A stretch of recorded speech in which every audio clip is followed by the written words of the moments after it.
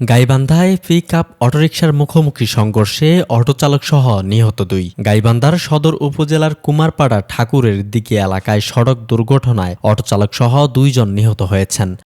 মঙ্গলবার সকাল ১০টার দিকে গাইবান্ধা দারিয়াপুর আঞ্চলিক সড়কে এ দুর্ঘটনা ঘটে। পুলিশ ও স্থানীয় সূত্রে জানা যায়, মুরগি পরিবহনের কাজে নিয়োজিত একটি পিকআপ ভ্যান গাইবান্ধা শহরের দিক থেকে আসছিল। এ সময় বিপরীত দিক থেকে আসা একটি ব্যাটারি চালিত অটোরিকশার সঙ্গে মুখোমুখি সংঘর্ষ হলে ঘটনাস্থলেই আব্দুর রাজ্জাক নামে এক ব্যক্তি নিহত হন। তিনি গাইবান্ধা সদর উপজেলার খোলাহাটি ইউনিয়নের আনালের তাড়ি গ্রামের মাসুদুর রহমান দুর্জির ছেলে।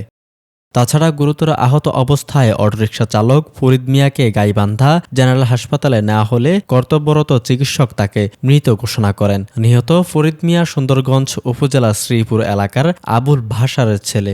দুর্ঘটনায় আরও অন্তত ৪ জন আহত হয়েছেন। আহতদের মধ্যে একজনকে উন্নত চিকিৎসার জন্য রংপুর মেডিকেল কলেজ হাসপাতালে পাঠানো হয়েছে। অন্য আহতদের নাম পরিচয় তাৎক্ষণিকভাবে জানা যায়নি।